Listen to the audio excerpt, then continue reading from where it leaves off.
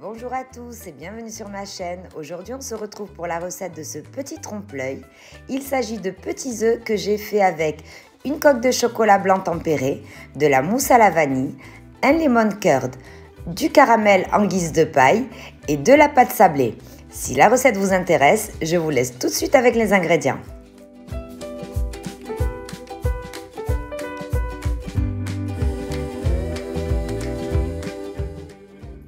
On commence la recette par la réalisation du lemon curd. Donc il nous faudra 40 g de beurre, 90 g de sucre, 2 citrons, 2 œufs et une feuille de gélatine. On commence par mettre à hydrater la gélatine dans un grand bol d'eau bien froide et on réserve au frais. On vient ensuite prendre nos citrons, on les coupe en deux et on en extrait le jus.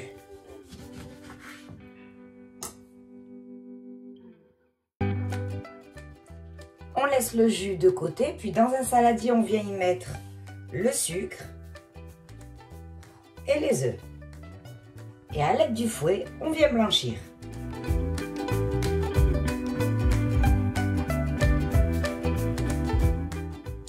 Et on ajoute enfin le jus de citron pressé. Et on mélange. On verse notre mélange dans une casserole.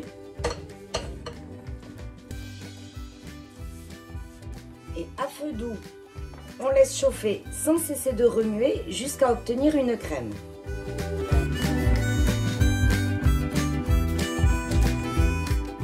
Notre crème a épaissi et elle est prête. Petite astuce pour le savoir, vous trempez une cuillère en bois dans votre crème, vous y tracez un trait.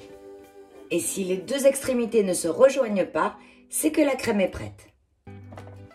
Hors du feu, on vient y ajouter la gélatine essorée.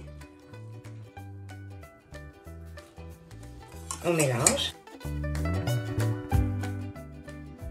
Et le beurre. Et on mélange. J'ai mis mon lemon curd dans un wegberser tout simplement parce que ce sera plus facile d'appliquer dans les moules, mais vous pouvez très bien le mettre dans une poche à douille.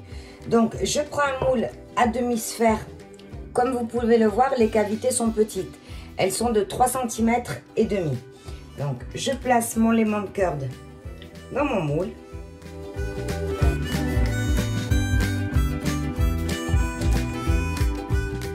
Je viens bien lisser à l'aide d'une corne pour avoir un visuel parfait à la fin lors du démoulage.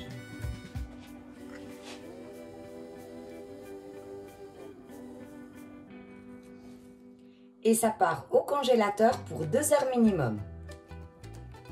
On va maintenant passer au tablage du chocolat blanc. Donc, en quoi consiste le tablage du chocolat? C'est-à-dire qu'on va venir tout d'abord faire fondre le chocolat au bain-marie. On va le laisser monter à une certaine température, je vais tout vous expliquer. Ensuite, hors du feu, on mélange jusqu'à le faire redescendre. Et pour finir, on remet au bain-marie et on le laisse monter à nouveau. À quoi ça sert? Quand on va venir faire nos coquilles d'œufs, vous verrez que lors de la dégustation, on aura un joli chocolat brillant, cassant et craquant. Donc, on a besoin de 180 g de chocolat blanc. Donc, dans une casserole, je mets un tiers d'eau. J'y ajoute dessus mon saladier avec mon chocolat. Donc, il faut que le récipient soit un peu plus grand que votre casserole, de manière à ce que quand l'eau bout, on n'a pas d'eau qui vienne toucher notre chocolat, parce que l'eau, c'est l'ennemi du chocolat.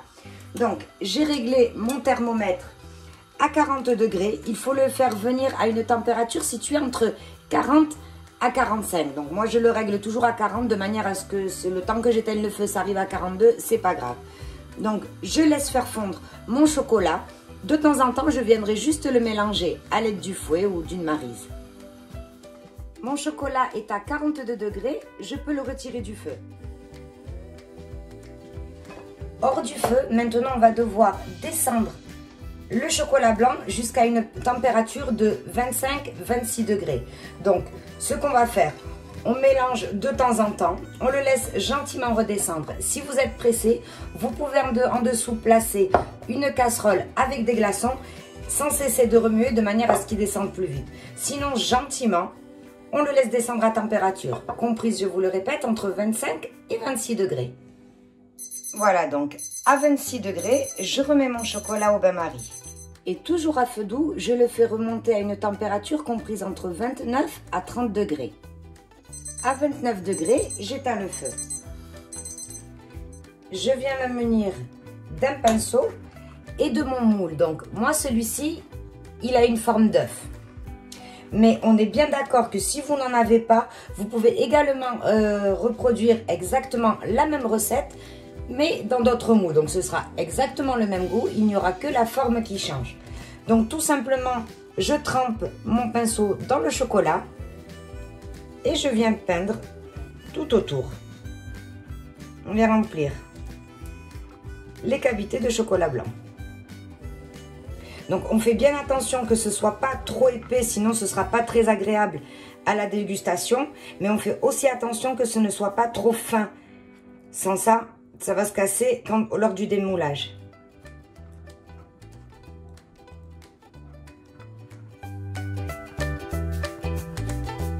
Et on vient placer nos œufs au congélateur. On passe à la préparation de la mousse à la vanille. Il nous faudra 75 g de lait entier, 200 g de crème à 35%, 75 g de crème à 35%, 3 jaunes d'œufs, 35 g de sucre, de la poudre ou arôme de vanille et 2 feuilles de gélatine. On commence par mettre la gélatine à hydrater dans un grand bol d'eau bien froide et on réserve au frais. Puis dans une casserole, on vient faire bouillir ensemble le lait et la petite quantité de crème. On y ajoute enfin la poudre ou arôme de vanille. Moi je mets 2 cuillères à café parce que non seulement c'est une mousse à la vanille, mais en plus j'aime beaucoup. Et on porte le tout à ébullition.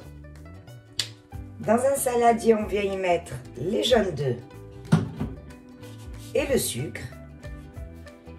Et on vient les blanchir à l'aide du fouet.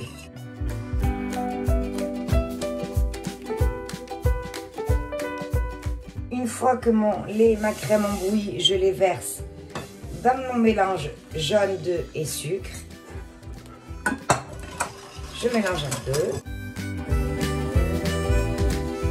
Je remets le tout dans la casserole et je fais chauffer jusqu'à atteindre une température de 83 degrés sans cesser de remuer.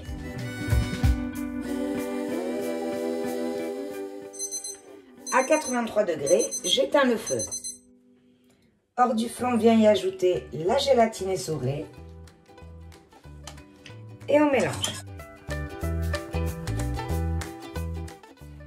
Je repasse dans un saladier pour l'aider à refroidir plus vite et je laisse refroidir complètement à température ambiante. Après avoir mis une dizaine de minutes mon bol et mon fouet au congélateur, je verse la plus grande quantité de crème liquide et je la monte en chantilly.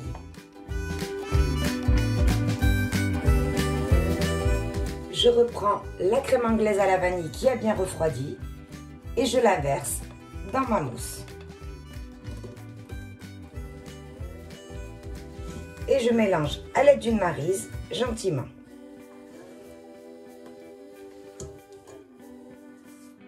On va pouvoir passer maintenant au montage de nos œufs. Donc, je ressors du congélateur mes coquilles ainsi que mes jaunes d'œufs. J'ai placé ma mousse à la vanille dans une poche à douille. Donc, je vais venir remplir mes coquilles de mousse à la vanille.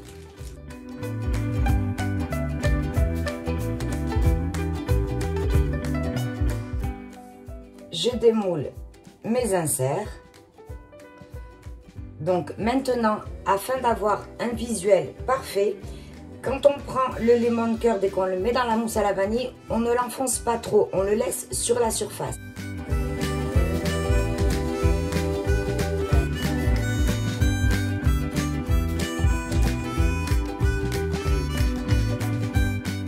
On vient maintenant, à l'aide d'une corne, racler la surface. Et on repasse nos œufs au congélateur pour pouvoir passer à la suite. Il n'y a pas longtemps, j'avais fait une tarte au citron. Il me restait de la pâte sablée. Donc, bien sûr, on ne jette rien. Je l'avais mise au congélateur. Donc, si vous avez des restes de pâte sablée, c'est très bien. Sinon, ou vous en faites une. Je vous mets le lien de la recette en barre de description et au-dessus de la vidéo. Sinon, vous pouvez très bien faire un crumble. Ça fera aussi l'affaire. Vous voyez comme quoi il est très important de ne rien jeter. Moi personnellement, les blancs d'œufs, les chutes de gâteau, j'en fais des cake pops, des magnum cake, etc. On ne jette rien. Donc je reprends ma pâte sablée.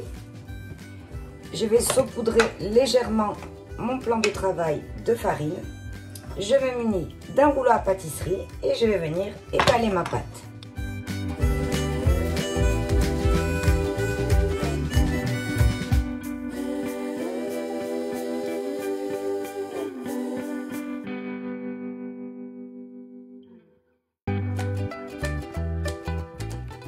Dans une plaque qui va au four, j'ai mis du papier sulfurisé et j'y dépose ma pâte.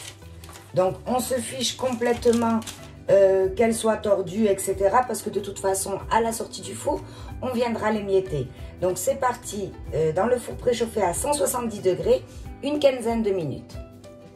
À la sortie du four, on placera sur une grille et on laisse jusqu'à total refroidissement. Une fois le sablé refroidi, on va venir le placer dans le bol de mixeur. Attention, on ne veut pas de miettes, donc ne mixez pas trop. Vous allez y aller à vitesse minimum. Si vous n'avez pas de vitesse minimum dans votre mixeur, vous y allez par à-coups.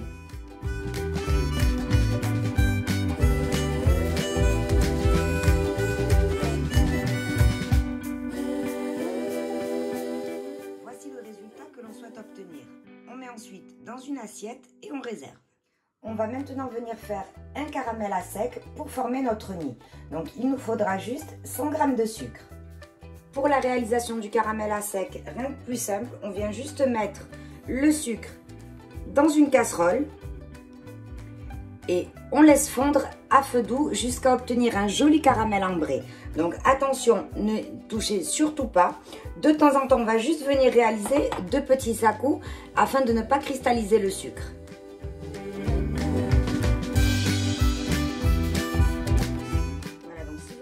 Bien sur les contours, on voit que le sucre commence à se caraméliser, donc juste 2 petits à-coups.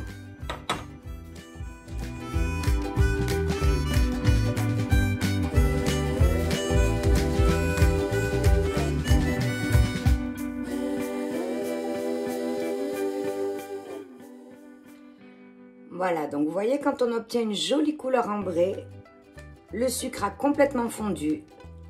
On peut maintenant venir éteindre le feu.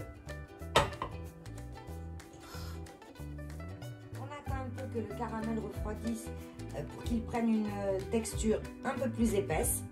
On se munit d'une fourchette et sur le plan de travail bien propre, on vient piquer la fourchette et on va venir faire des traits comme un pinceau, comme les artistes quand ils giclent comme ça avec leur peinture. Ah ben nous on va faire pareil, on est des artistes aussi.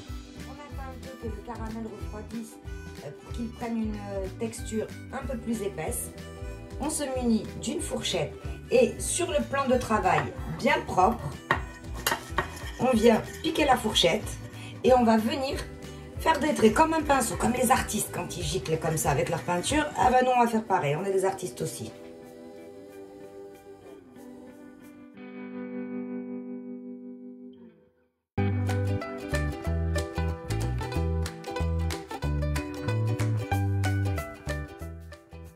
Ensuite, ramasser notre caramel.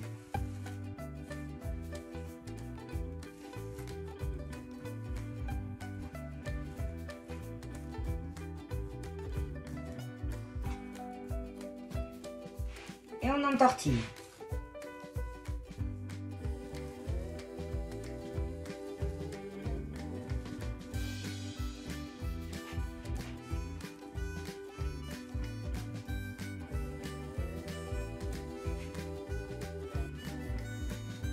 On passe maintenant au montage. Donc notre caramel, alias la paille pour le nid. Donc on vient le prendre et on le dépose sur le centre.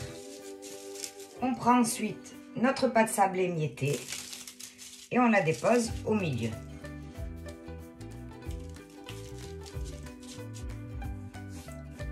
Et on vient enfin disposer de nos œufs dans le nid.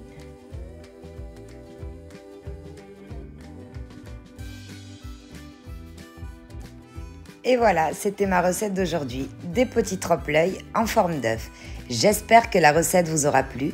Si c'est le cas, n'hésitez pas à vous abonner et d'activer la petite cloche pour ne perdre aucune de mes recettes. Merci, on se retrouve pour une prochaine vidéo.